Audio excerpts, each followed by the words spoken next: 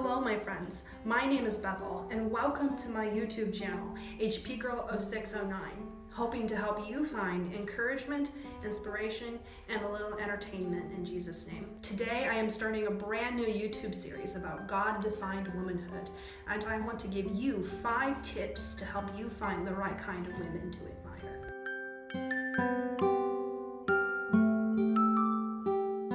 Fake womanhood is plastered everywhere in our society today.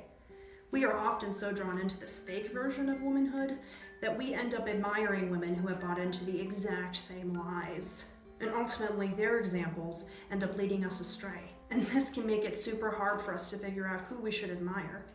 So I have come up with 5 tips to help you get on the right track to appropriately admiring the right kind of women.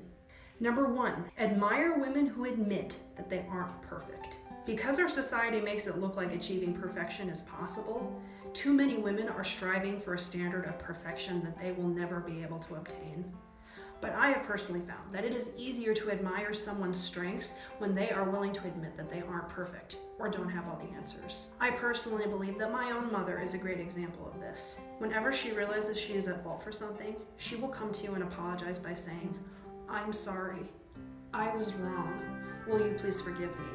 And seeing my own mother do this is how I learned how to do the same. Don't fall into the trap of idolizing women who appear to have it all together and then being disappointed when you find out that they don't.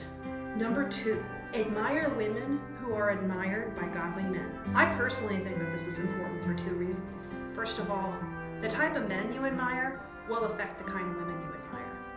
Admiring men that are pursuing godly women will inspire you to live better as a woman yourself. And secondly, a woman being pursued by godly men is a sign that those women themselves are on the right track. 2 of my favorite YouTubers right now are spoken word artists John Jorgensen and Jefferson Bethany. And part of what I admire about both of them is the way that they treat and respect their wives.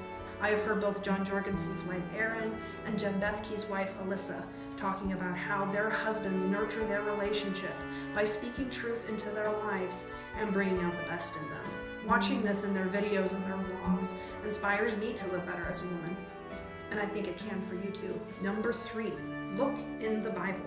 I guess it would make sense if we're talking about biblical womanhood to be looking for examples of it in the Bible itself. But it's true that many of the stories of women in the Bible can show us how we should live or how we shouldn't live as women defined by God.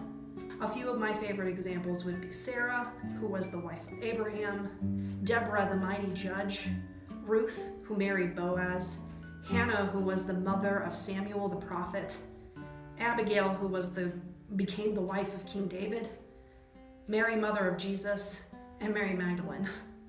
And those are just to name a few. Many of these women have some of the qualities we were just talking about. They were willing to admit that they weren't perfect, and they were admired or respected by godly men. And in the end, God was able to use that in his greater plan. There are many ways for these lessons to be applied to our lives. We just have to be willing to open our Bible to look for them. Number 4, look to Christian women of today as examples. I want to start off this one by saying that you should be admiring Christian women before you admire movie stars or famous people. It's easy to fall into the trap of liking and following who everybody else is following. But you have to remember that if they are Christians, they do not hold to the same moral standards you do. Therefore, it is impossible to become like them and honor God in the process. It is much wiser to find examples of Christian womanhood in your own life. And the first place that you should look is people that you know personally. Most specifically, women in your immediate family or women in your church family. I've already mentioned that my mother is a good example of biblical womanhood, but I also think that both of my grandmothers are too. One of them is already in heaven, but one of them is still here on earth with me. And I think that both of their lives and their stories are great examples of biblical womanhood, following God even when it was difficult.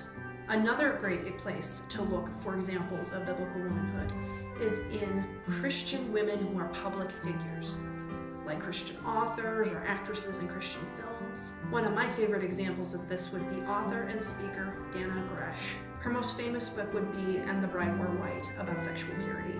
But there are several other books of hers that I have read over the years that have had a great impact on me. probably the one that had the biggest impact was her book, The Secret Keeper, The Delicate Power of Modesty.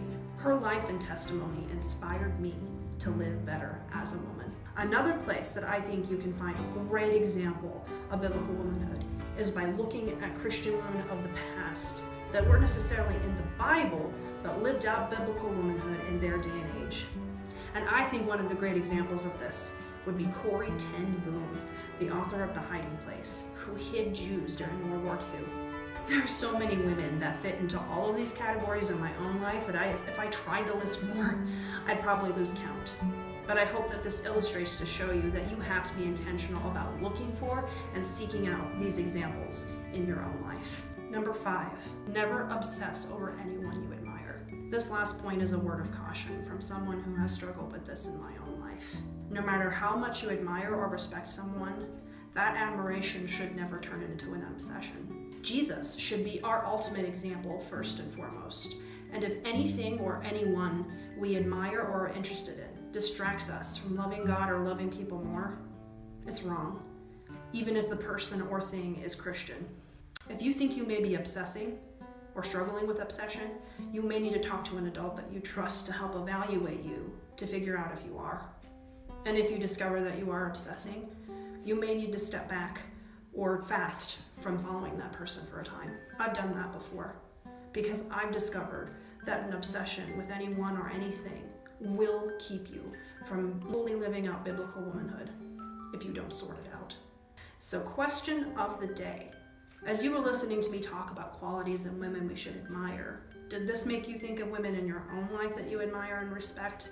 If so, I want you to tell me about them in the comments down below. Thank you so much for tuning into this video. If you liked it, make sure to give it a thumbs up and share it with somebody that might need this encouragement. If you want to see more videos like this, subscribe to this channel and stay tuned, as I am planning on making this into a video series. Thank you so much for tuning in, and God bless.